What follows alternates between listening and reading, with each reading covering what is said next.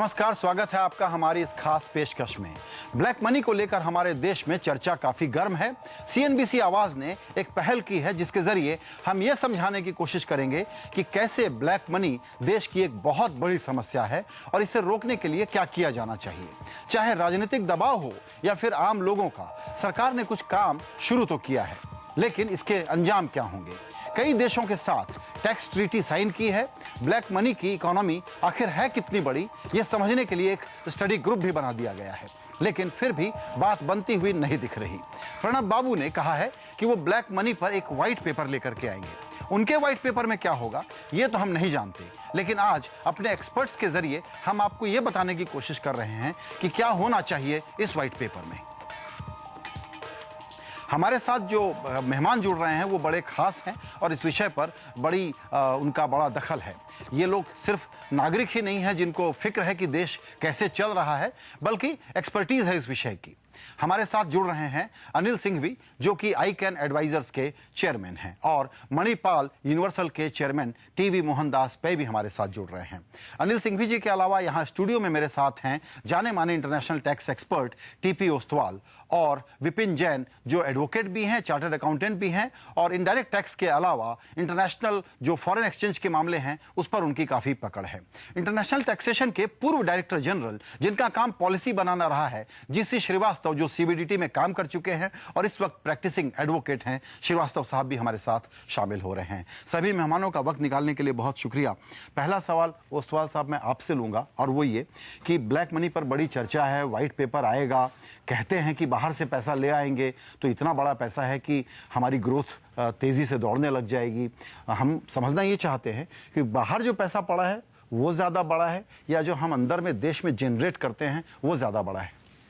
देखिए, हमारा अंदाजा ऐसा है कि कोई प्रपोर्शन का कोई हिसाब किताब तो है नहीं, और किसी ने इसका सिस्टमेटिक स्टडी तो किया भी नहीं है।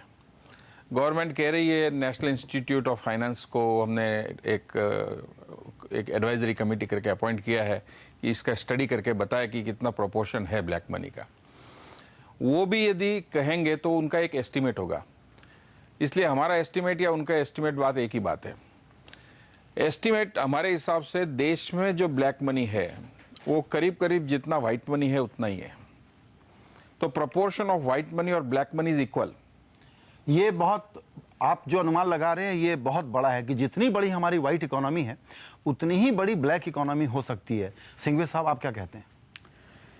दो चीज़ है इसमें, एक तो जो बाहर है हमारा पैसा और एक जो है देश में जो है, अगर दोनों को शायद मिलाएं तो करीब करीब उतना हो सकता है। क्योंकि पिछले अगर आप 50 साल से देखें तो चाहे हमारे रेट ऑफ टैक्सेशन की जो पॉलिसीज़ रही हैं उन्हें देख लीजिए, या गवर्नमेंट पॉलिसीज़ का देख लीजिए, या आम जिंदगी में देख लीजिए, अगर उसका हाल इतना बड़ा है और सबसे बड़ा आपका खर्चा कहाँ होता है, अगर उसका अनुमान लगाएं तो आपको पता चलेगा कि वो इकोनॉमी क्यों बढ़ी। बिल्कुल।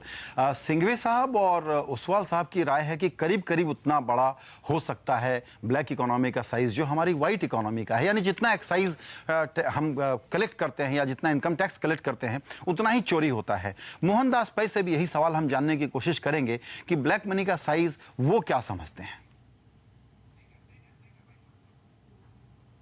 मैं समझता हूं कि ब्लैक मनी का मैग्नीट्यूड तो बहुत ज़्यादा है।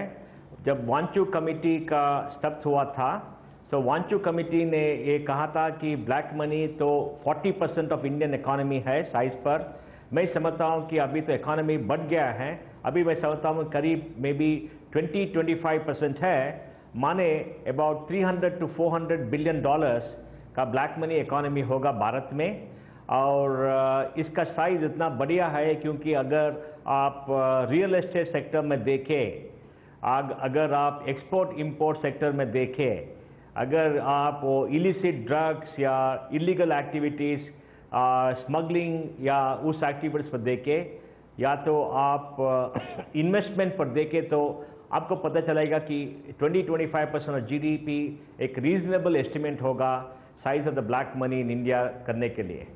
जी, आइए श्रीवास्तव साहब के पास चलते हैं। श्रीवास्तव साहब, आपने सुना, हमारे दो मेहमान समझते हैं कि करीब करीब वही साइज है इकोनॉमी, ब्लैक इकोनॉमी की जितनी बड़ी हमारी व्हाइट इकोनॉमी है। पै साहब का जो असेसमेंट है वो थोड़ा सा कंजर्वेटिव है और वो समझते हैं करीब करीब एक चौथाई। आप तो उस व्यवस्था को नजदीक से देखते रहे हैं एक टैक्स एडमिनिस्ट्रेटर के रूप में, आप क्या मैग्नीट्यूड इसका समझते हैं?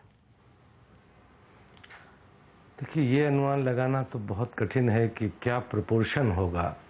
मुझे लगता है कि शायद हमें एक स्टडी दी गई है कुछ संस्थाओं को, उनकी रिपोर्ट आने तक इंतजार करना चाहिए। बट ये इतना ज़रूरी नहीं है कि हम इन फिगर्स पे जाएं। बात समस्या की है और ये निश्चित तौर पे कहा जा सकता है कि ये एक बहुत बड़ी समस्या है और अमाउंट जो भी निकले, प्रोपोर्शन कुछ भी हो, है बहुत बड़ी साइज। बिल्कुल, और इतनी बड़ी साइज है जिससे देश का अच्छा या बुरा जो उनका किस्मत है, जो भविष्य है, वो तय होना है।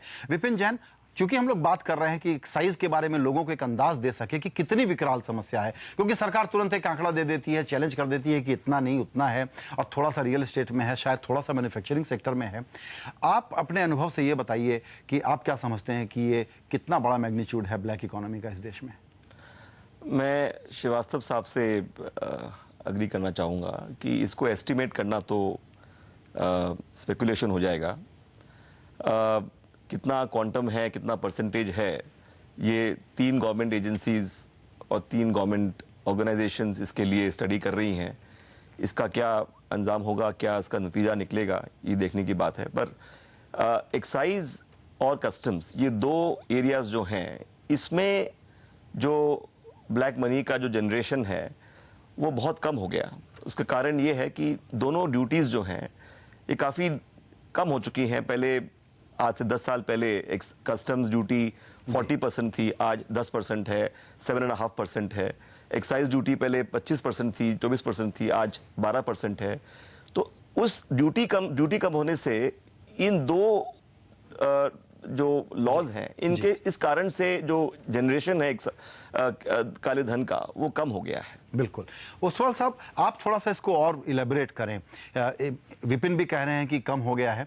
अगर कुछ सेक्टर्स में, जिसको कहते हैं एनेक्डोटली, आपको अंदाज है कि रियल एस्टेट में कितना ब्लैक चलता है, कुछ दूसरे धंधे हैं टोबैको वगैरह के या मैन्युफैक्चरिंग के, उसमें कितना चलता है, क्या बताएंगे? देखिए, मेरा अंदाजा सिंपल है।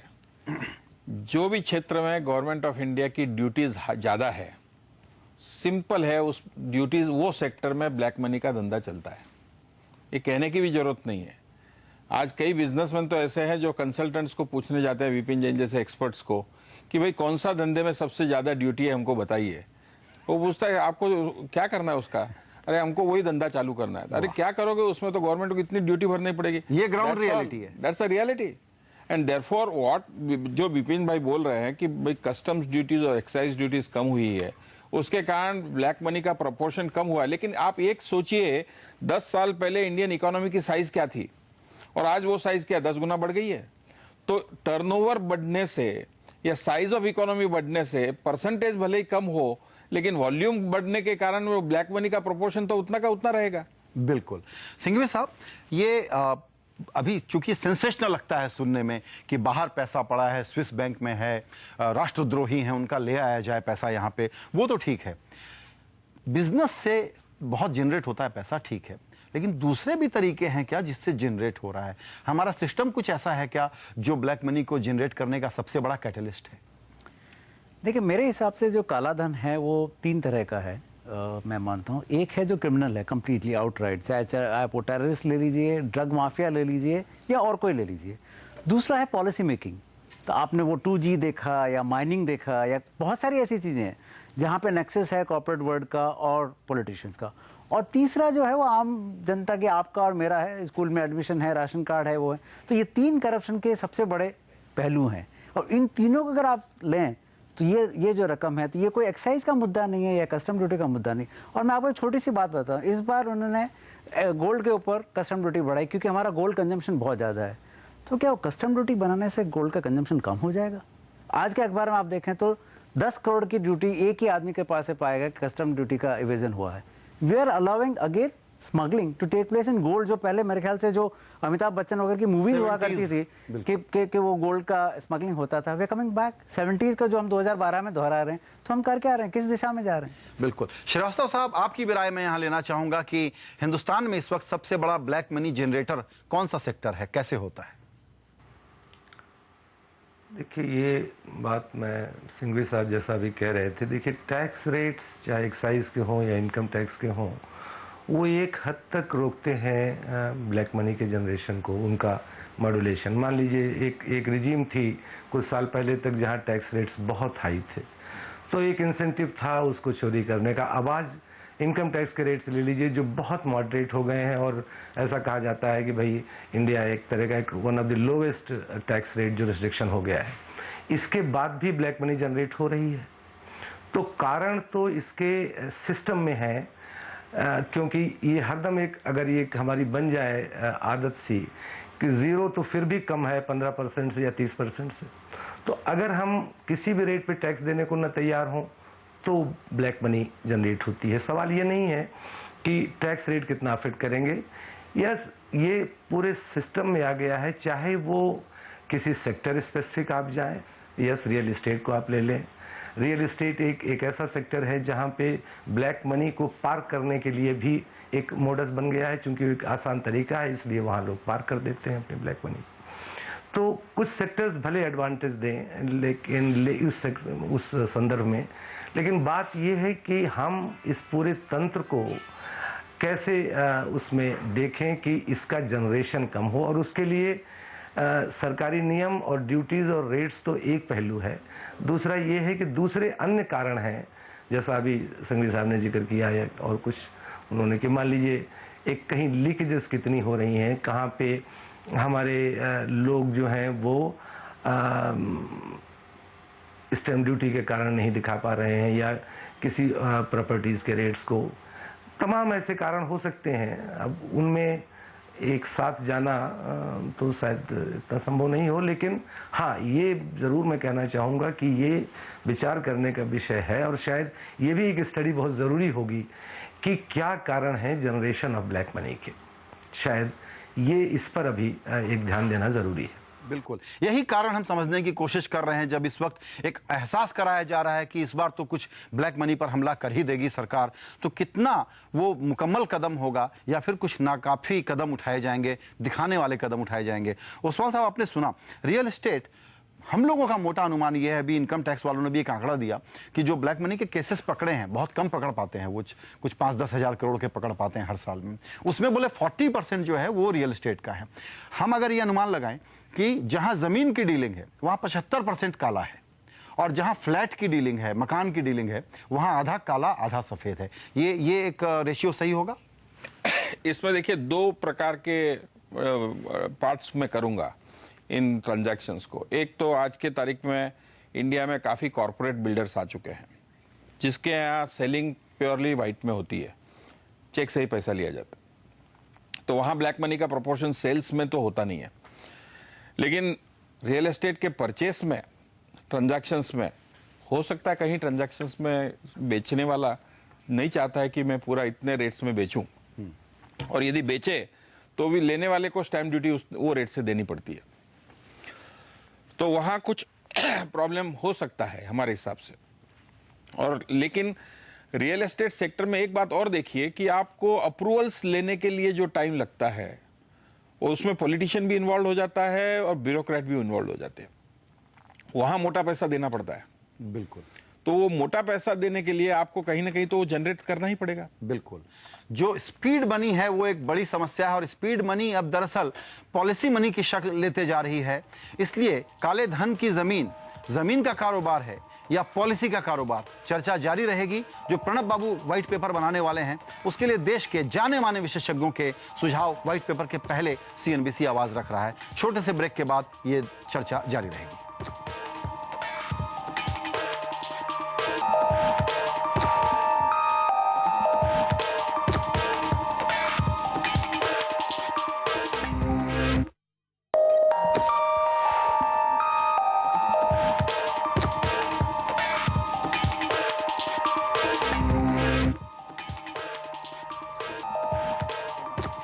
CNBC आवाज पर एक बेहद खास और गंभीर चर्चा हो रही है कि काले धन की समस्या को से निपटने के लिए वित्त मंत्री जो व्हाइट पेपर लाने वाले हैं वो कितना प्रभावशाली होगा, कितना दमदार होगा। चर्चा ये हो रही है कि काला धन आखिर पनपता कैसे है, पैदा कैसे होता है। मोहनदास पै के पास चलेंगे, उनसे हम ये समझने की कोशिश करेंगे पै साहब आपसे कि बिजनेस से एक चोरी होती है कि लालच है, थोड़ा पैसा निकाल लो क्योंकि रिश्वत देनी है वगैरह वगैरह, लेकिन नेता और अफसर का भ्रष्टाचार, पॉलिसी आर्बिट्राज का भ्रष्टाचार, नेचुरल रिसोर्सेस के बंटवारे का भ्रष्टाचार, यह सब मिला करके देखें तो इस वक्त का जो माहौल है उसमें आपको क्या लगता है भ्रष्टाचार के, काला धन के बड़े जनरेटर और क्या क्या हैं? अगर आप डेटा देखें तो भारत सरकार का बजट है करीब 12 लाख करोड़ या 13 लाख करोड़। 13 लाख करोड़ में करीब 3 लाख करोड़ इंटरेस्ट है, कुछ डिफेंस एक्सपेंडिचर है। तो मैं समझता हूं कि भारत सरकार के बजट में जो डिफॉल्केशन होता है वो करीब हो सकता है 10,000 या 20,000 करोड़ साल के लिए। और स्टेट गवर्नमेंट का बजट है भारत देश में करीब 10 लाख करोड़ या 12 लाख करोड़ हर स्टेट का, ज़्यादा स्टेट का। तो उधर भी डिफॉल्केशन जो होता है लेकिन 10,000 करोड़ या 20,000 करोड़, तो 50,000 करोड़ का कुछ डिफॉल्केशन हो सकता है बजट और स्कीम्स के साथ। लेकिन अगर आप रियल एस्टेट देखें तो उधर स्कोप और भी ज़्यादा है। मैं एग्जाम्पल उदाहरण दूंगा। देखिए भारत में जो रजिस्ट्रेशन चार्ज है, अगर प्रॉपर्टी रजिस्ट्रेशन करना है तो रजिस्ट्रेशन चार्ज है हर स्टेट और यूनियन टेरिटरी में भारत में हर सरकार, टोटल सरकार 1 लाख करोड़ कलेक्ट करती है। अगर 1 lakh crore is equal to 5% of property value, आपको समझ में आएगा कि 20 लाख करोड़ का प्रॉपर्टी हर साल रजिस्टर हो रहा है। और 20 साल करोड़ में करीब 10% अंडर इनवॉइस हो, अंडर वैल्यू हो या 20% अंडर वैल्यू हो, तो आपको पता चलेगा कि 2 लाख करोड़ या 4 लाख करोड़ का प्रॉपर्टी अंडर वैल्यू है। वो तो ब्लैक मनी है, वो तो ब्लैक मनी सर्कुलेशन में है या तो जनरेट हो रहा है। तो मैं समझता हूं कि रियल एस्टेट में जो हो रहा है वही ज्यादा है, मैन्युफैक्चरिंग में जो हो रहा है उतना ज्यादा नहीं है। तो रियल एस्टेट में कॉन्सेंट्रेट करें, पॉलिसी ठीक करें, कैपिटल गेन्स कम करें तो देश को बहुत बेनिफिट होगा। श्रीवास्तव साहब, आपने पै साहब की राय सुनी, आप इसमें कुछ जोड़ना चाहेंगे या किसी बात से आप सहमत हैं? इनका अनुमान है कि करीबन 2 लाख करोड़ इस तरीके से लीकेज से निकलता है चोरी का पैसा। एक्चुअली पै साहब की बात यहाँ बिल्कुल नहीं, मैं एक शब्द भी नहीं सुन पाया क्योंकि वो टोटल ब्लैंक था इस समय। वो बेसिकली ये कह रहे हैं कि जो सरकार की स्कीमों का, बजट का पैसा, केंद्र और राज्य सरकारों का पैसा हमारा स्कीमों में जाता है, उसमें से जो लीकेज है वो करीब 30-35% का है। यानी 20 लाख करोड़ का अगर खर्च है तो और 2 लाख या 4 लाख करोड़ भी चोरी हो जाता है, लीकेज हो जाता है, तो ये ब्लैक मनी का एक बड़ा कंपोनेंट क्रिएट करता है देश में हर साल। अब परसेंटेज पे तो शायद मैं नहीं कमेंट कर पाऊंगा क्योंकि ऐसा कोई मौका नहीं मिला कि उसका अनुमान लगाया जा सके। लेकिन हाँ, ये जो भी स्पेंडिंग है, गवर्नमेंट स्पेंडिंग, उससे जो भी लीकेज है वो एक सोर्स है जनरेशन ऑफ ब्लैक मनी का, नो डाउट। जी उस्ताद साहब, आप कुछ ऐड करेंगे पै साहब के? देखिए, पै साहब का कहना है कि 12 लाख करोड़ गवर्नमेंट का खर्चा है, बजट है, और 20 लाख करोड़ के रियल एस्टेट प्रॉपर्टी के ट्रांजैक्शन से, और उसका 20% यदि ब्लैक मनी का प्रोपोर्शन है तो 4 लाख करोड़ का ब्लैक मनी का प्रोपोर्शन सिर्फ रियल एस्टेट सेक्टर में मिल रहा है। ऐसे कितने भी और सेक्टर्स है जिसमें माइनिंग सेक्टर, संघवी जी ने बताया तो माइनिंग सेक्टर है कि 2G 3G सेक्टर है, और काफी दूसरे सेक्टर्स ऐसे जो अभी तक तो आइडेंटिफाई भी नहीं हुए हैं। बिल्कुल। इनके सब मायने रखते हुए, इनके सब क्षेत्रों को देखते हुए लगता है कि मैंने जो कहा था पहले कि जितना गवर्नमेंट का टोटल बजटरी एस्टिमेटेड एक्सपेंडिचर और इनकम है उतना का उतना 2 नंबर में कारोबार होता है और मिनिमम होता है।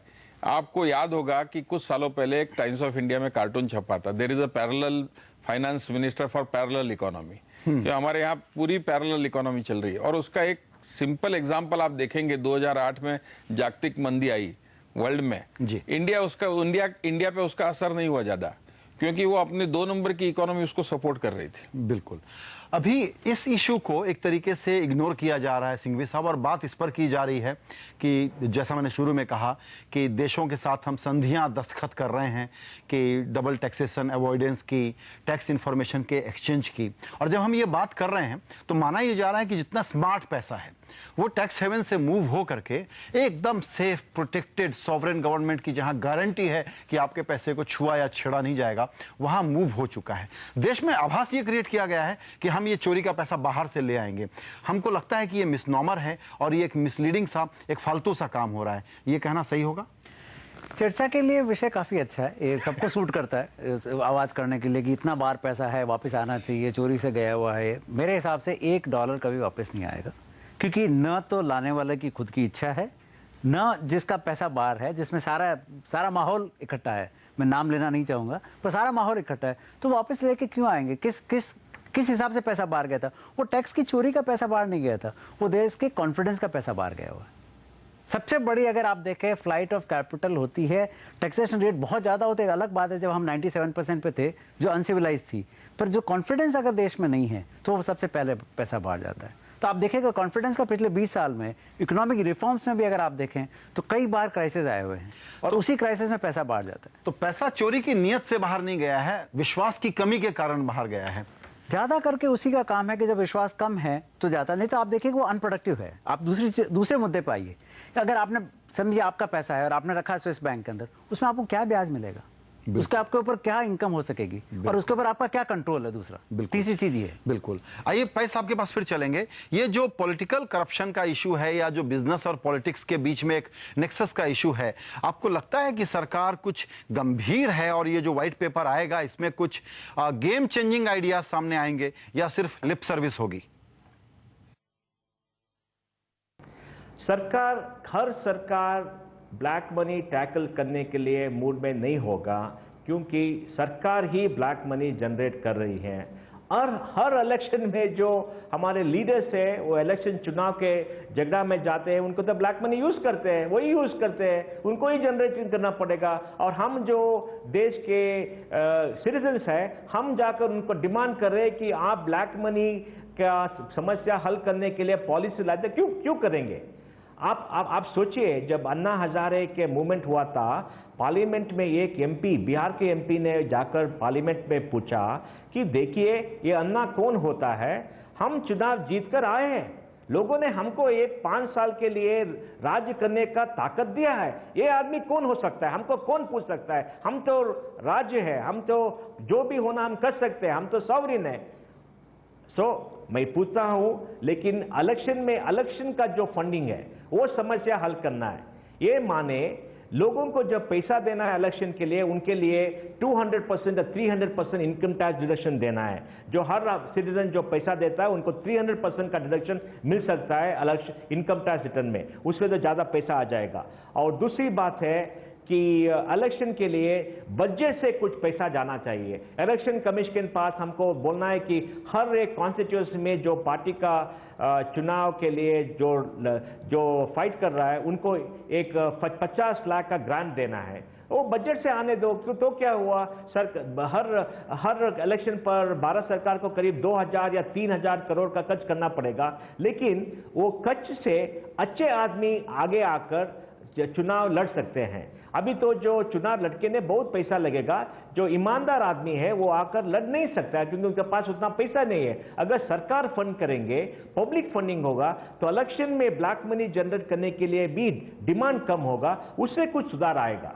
या तो हम इनका पॉलिटिशियन पर डिपेंड होगा कि ब्लैक मनी को कम करें, उनको ही नुकसान होगा, वो क्यों करेंगे? तो मैं समझता हूं कि पॉलिटिशियन पर डिपेंड करना उतना ज्यादा एक अच्छी स्ट्रैटेजी नहीं है, क्योंकि जो पहले 30 साल या 50 साल में कुछ नहीं हुआ ब्लैक मनी के बारे में, अगर 2 साल में होगा, ये तो ड्रीम करना भी ठीक नहीं है, क्योंकि वो फुलिश ड्रीम होगा।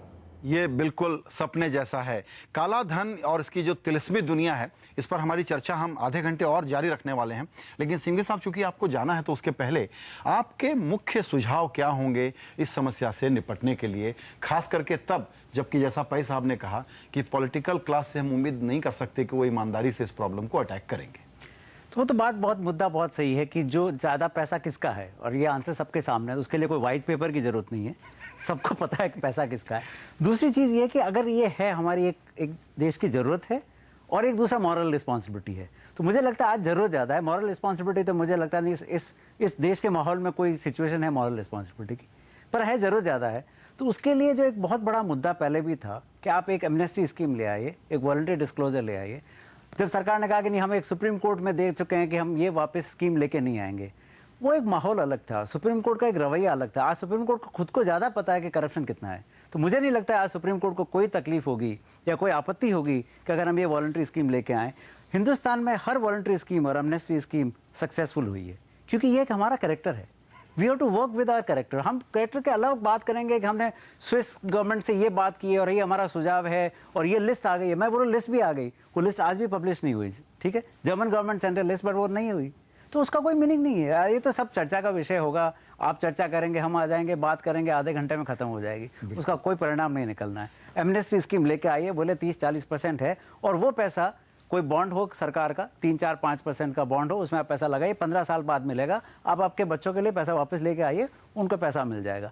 This money has to come back in a intelligent way, जो देश की प्रकृति में भी काम हो और पैसा भी वापस आ जाए। बिल्कुल, आपका कहना है कि वॉलंटरी डिस्क्लोजर एक सबसे बड़ा प्रैक्टिकल तरीका है, वैल्यू जजमेंट पे बैठने का मतलब नहीं है, मतलब नहीं। और इसको लाएं और इसमें से पैसे हिंदुस्तानी लाएंगे वापस, काफ़ी लेके आएंगे। बिकॉज आज के दिन पे अगर आप देखें तो पैसा कैसे भी करके वापस आ रहा है, चाहे वो पी नोट ले लीजिए या एल नोट ले लीजिए, कोई भी नोट ले लीजिए, बिल्कुल पैसा आ रहा है। पर वो क्या आ रहा है, वो हॉट मनी है। जब लगता है ठीक चल रहा है बाजार, बहुत पैसा आता है, रहने की गारंटी नहीं है। एब्सोल्युटली। पर अगर आप एक इंफ्रास्ट्रक्चर बॉन्ड लेके आ जाए जो 15 साल है, तो पैसा वापस नहीं जाएगा। बिल्कुल। सिंघवी साहब ने एक विवादास्पद मुद्दा छेड़ा है, इस पर चर्चा जारी रहेगी ओस्तवाल साहब से, विपिन जैन से, पै साहब से और श्रीवास्तव साहब से। फिलहाल वक्त है एक छोटे से ब्रेक का। ब्रेक के बाद हम बात करेंगे काले धन की इस विकराल समस्या से निपटने के लिए सरकार के जो कदम है वो कितने काफी या नाकाफी होंगे।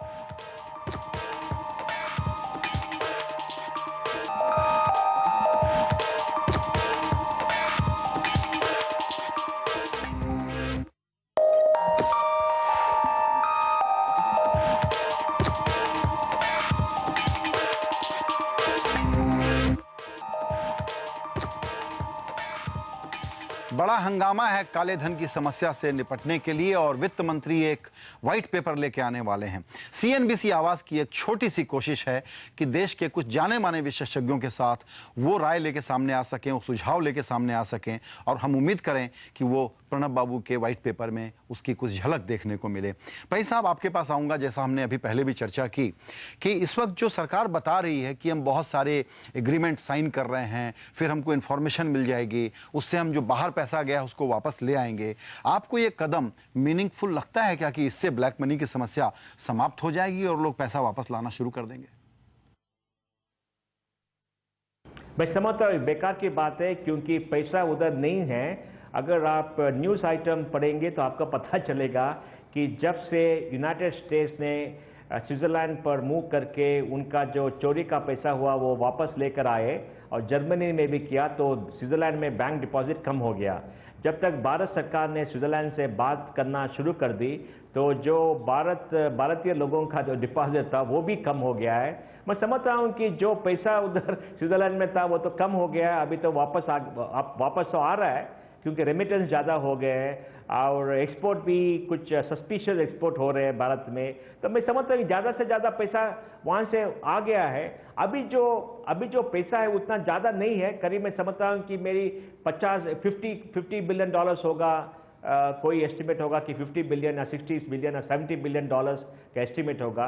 करीब 100 बिलियन से ज़्यादा एस्टिमेट ब्लैक मनी उतना नहीं होगा। लेकिन जो अभी इनकम टैक्स डिपार्टमेंट ने एक इंफॉर्मेशन पूछने का तरीका चुना है कि जो रेजिडेंट है उनको डिक्लेयर करना पड़ेगा कि उनके फॉरेन बैंक अकाउंट में कितना पैसा है, वो बहुत अच्छा है। उससे उनको पता चलेगा कि कितना पैसा भारत के बाहर है, वो ऑफिशियल डिक्लेयर है। अगर दूसरे देशों से कुछ इंफॉर्मेशन वापस आएगा कि ये पैसा उनके नाम पर ज़्यादा है या तो बेनामी ज़्यादा है, उनको प्रोसिक्यूट करके जेल में डालना पड़ेगा। तो मैं समझता हूँ कि भारत की समस्या ये है कि 1 lack of political will, 2 lack of investigation ability, 3 lack of corruption, और ये 3 चेंज करना बहुत मुश्किल है। सो मैं समझता हूँ कि अगर पॉलिसी स्टेप्स दे तो ब्लैक मनी जनरेशन कम हो जाएगा। 4-5 साल में ब्लैक मनी का इम्पैक्ट भी भारत में कम हो जाएगा, और ये जो इंफॉर्मेशन है वो तो मार्जिनल इम्पैक्ट होगा, लेकिन ज्यादा इम्पैक्ट नहीं होगा। ओसवाल साहब, आपका रिएक्शन इस पर? देखिए, एक तो आप भाई साहब बोल रहे हैं उसमें थोड़ी बात बिल्कुल सही है, और संघवी साहब ने भी कुछ स्टेटमेंट किया था अभी थोड़ी देर पहले कि उसको पैसा कैसे लाना चाहिए। टैक्स एक्सचेंज इंफॉर्मेशन एग्रीमेंट से एक फैशन हो गया है। अभी दुनिया का एक फैशन का एक बज़वर्ड हो गया है। बिल्कुल। हर देश एक दूसरे के साथ, जिसके साथ ट्रीटी है, संधि है, उसके साथ भी वो टैक्स एक्सचेंज इन्फॉर्मेशन एग्रीमेंट कर रहा है। मुझे ये समझ में नहीं आता है कुछ देशों के साथ हमारा टैक्स एक्सचेंज इन्फॉर्मेशन एग्रीमेंट क्यों है। उस देश में तो 40-50% टैक्स है, तो उस देश में कोई पैसा जाके क्यों रखेगा। टैक्स हेवंस के साथ यदि एक्सचेंज इन्फॉर्मेशन एग्रीमेंट है तो समझ में आता है। लेकिन एक बात यह है कि ये सभी एग्रीमेंट रेट्रोस्पेक्टिव नहीं है, कुछ भी सब प्रोस्पेक्टिव है।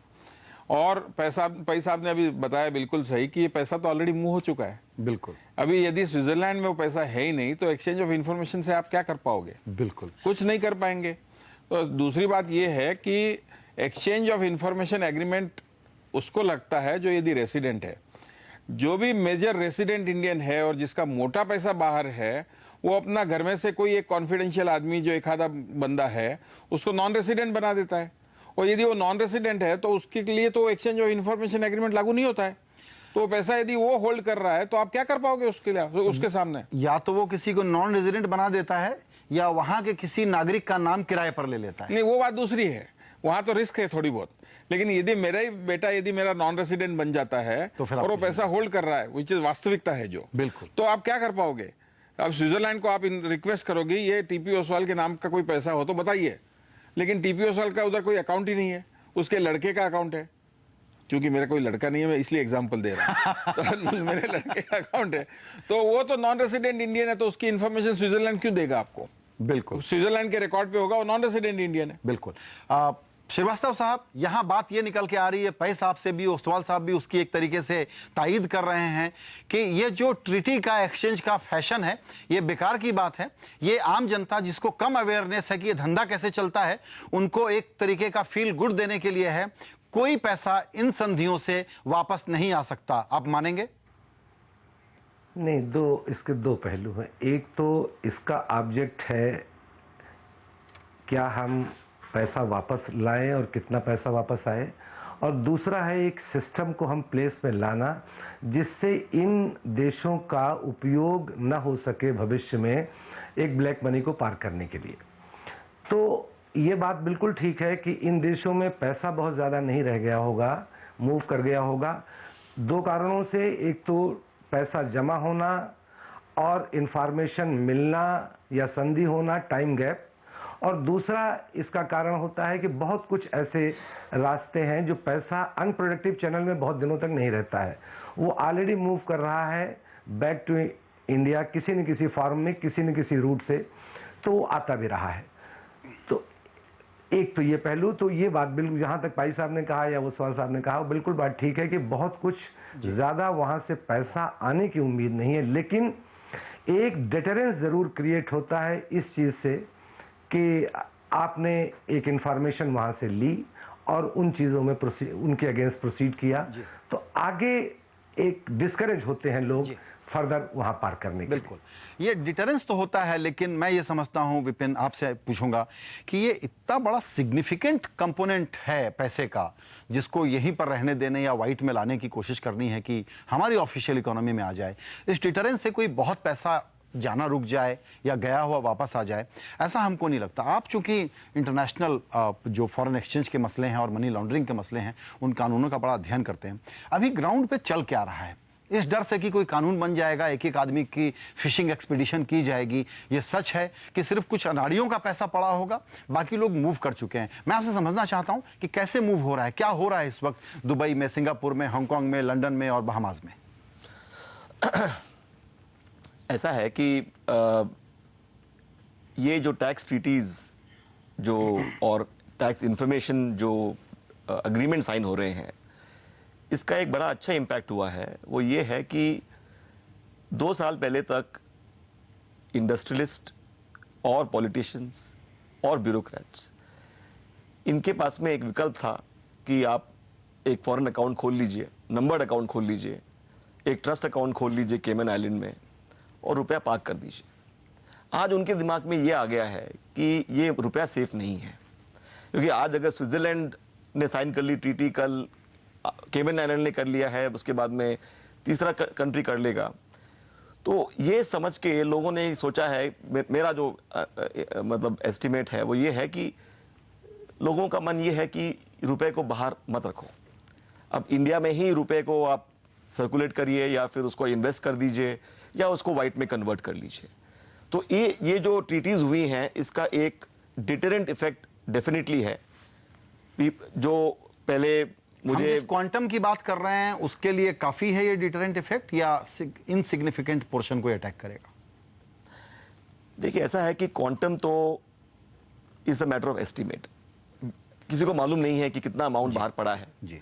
बट ये बात सही है कि आज ये 2 साल से बात चल रही है कि ट्रीटीज होंगी, एग्रीमेंट्स होंगे जी। और उस कारण से लोगों ने रुपया ऑलरेडी वहां से निकाल लिया होगा और वापस या तो दूसरी जगह ले गए होंगे या फिर कंट्री में ले आए होंगे।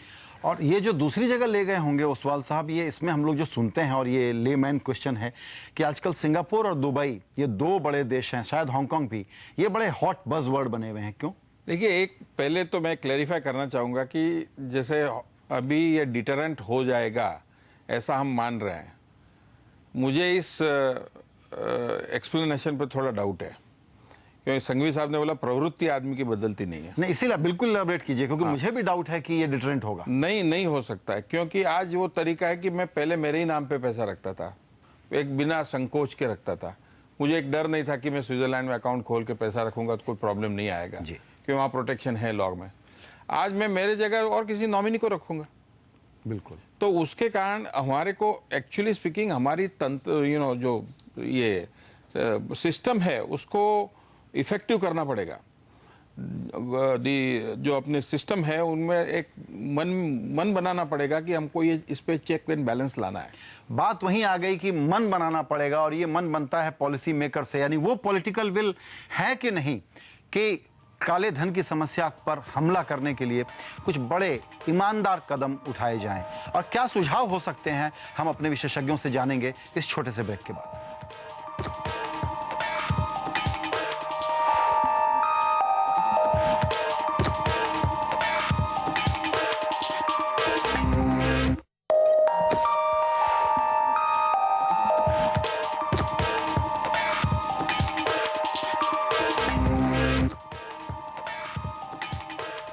सीएनबीसी आवाज पर आप देख रहे हैं कि ब्लैक मनी पर जो व्हाइट पेपर आने वाला है, वित्त मंत्री जल्दी ही बजट सेशन में पेश करेंगे, ऐसा उन्होंने वादा किया है।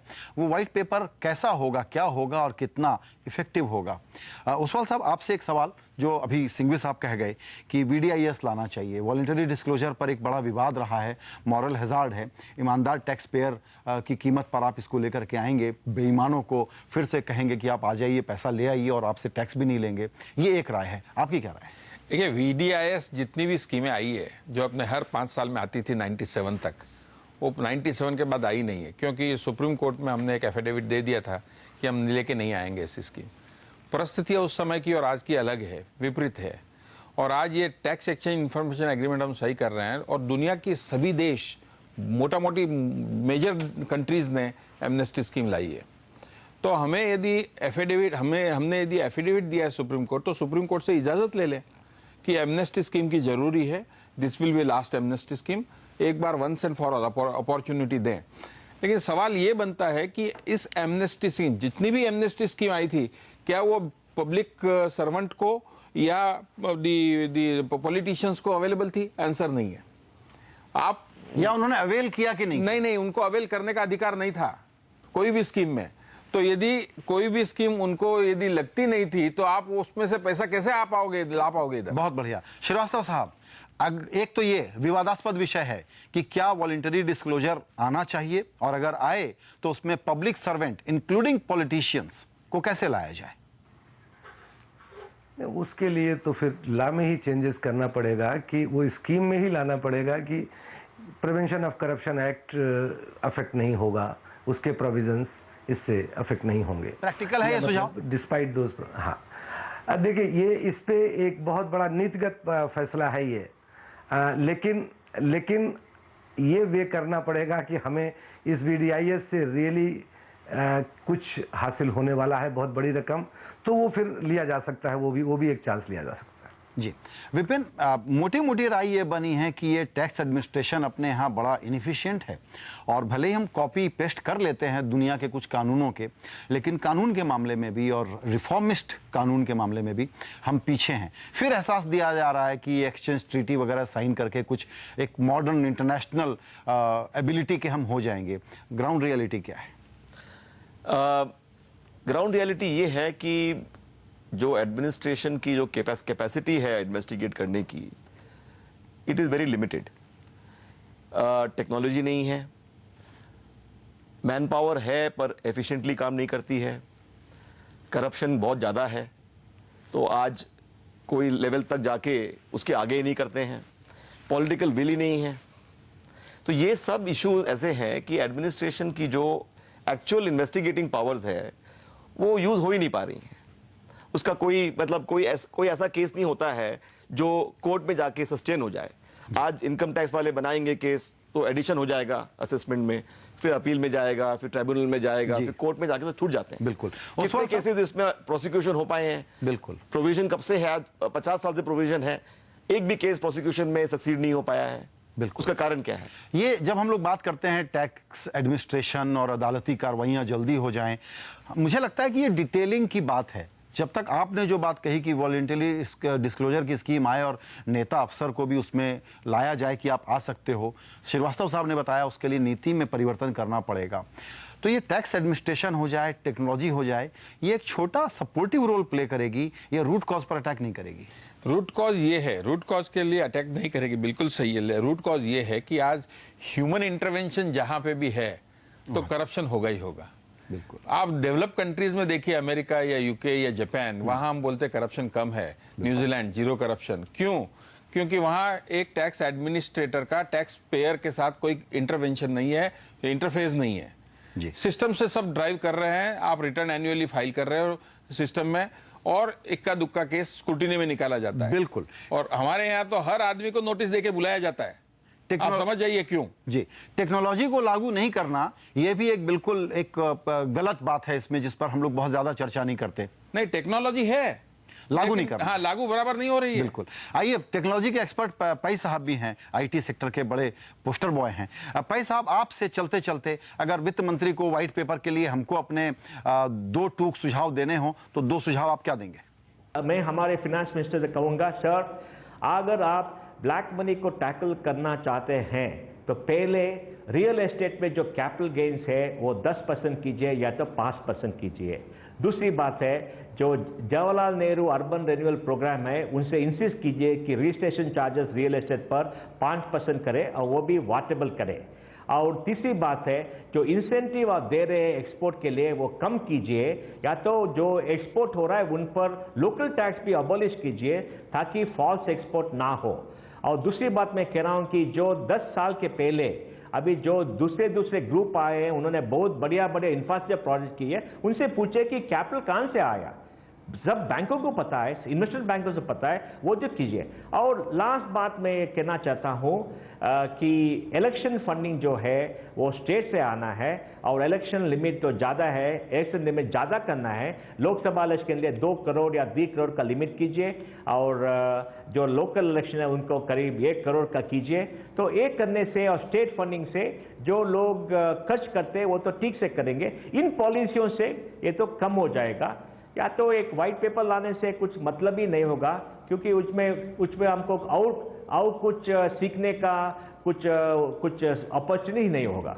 बिल्कुल, काले धन से लड़ना है तो चुनावी फंडिंग एक बड़ी कसौटी होगी। श्रीवास्तव साहब, आपको अगर एक मुख्य सुझाव, बुनियादी सुझाव देना हो इस व्हाइट पेपर में, आप क्या देखना चाहेंगे?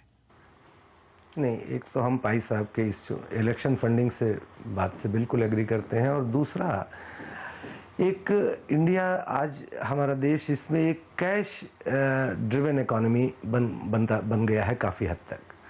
तो एक बहुत ज़रूरी है कि सिस्टम में उन बातों को लाया जाए जिससे हम इस कैश इकोनॉमी से मूव करें टुवर्ड्स द पेपर इकोनॉमी और एक ट्रांजैक्शंस के ट्रेल रहे। देखिए, ये कहना बहुत आसान है कि इन्वेस्टिगेशन नहीं होता, लेकिन क्या ये संभव है कि सारे ट्रांजैक्शंस को इन्वेस्टिगेट कोई भी ऑर्गेनाइजेशन कर सके? तो ये संभव नहीं होगा। एक सिस्टम में वो बात लानी पड़ेगी कि जहां ये इंफॉर्मेशन बेस हमारा बने, ऑडिट ट्रेल रहे ट्रांजैक्शंस का, ट्रांसपेरेंसी रहे, और हम अपने सिस्टम्स को उतना मजबूत करें कि जब हम जिसको चाहे इन्वेस्टिगेट करना उसको पिकअप करें और वो इंफॉर्मेशन हमारे पास अवेलेबल रहे सारी। बिल्कुल। विपिन जैन, आपका क्या एक सुझाव होगा जो आप व्हाइट पेपर में देखना चाहेंगे? मेरा सुझाव ये रहेगा, जैसे श्रीवास्तव साहब बोलते हैं कि we have to convert cash economy into paper economy. आज जो काला धन जो अपना बात कर रहे हैं, ये खाली बाहर नहीं है, ये गांव-गांव में है, छोटे शहर में है, बड़े शहरों में है, प्रॉपर्टीज़ में है, हर एक आदमी के पास में है ना। अगर वो जाके आज अपने गांव जाते हैं, गांव में कोई भी किराने की दुकान में आप सिवाय कैश के आप कुछ भी ट्रांजैक्शन नहीं कर सकते हैं। आज वही अगर आपके पास डेबिट कार्ड आ जाएंगे, क्रेडिट कार्ड आ जाएंगे, चेक पेमेंट आएंगे, तो आपके पास में वो ऑडिट ट्रेल आ जाएगा, आपकी इकोनॉमी जो है पेपर इकोनॉमी बन जाएगी। बिल्कुल। तो वो उसको इंसेंटिवाइज करने के लिए, सर, ये इंसेंटिवाइज करने के लिए हो सकता है ओसवाल साहब, ये सिर्फ पेपर इकोनॉमी में कैश इकोनॉमी को बदल देने से हमारा चरित्र तो नहीं बदलेगा। बिल्कुल नहीं, उसको बिल्कुल नहीं। मैं इस बात में बोलना चाहूंगा कि चरित्र अपना जैसा है वैसा ही रहने वाला है।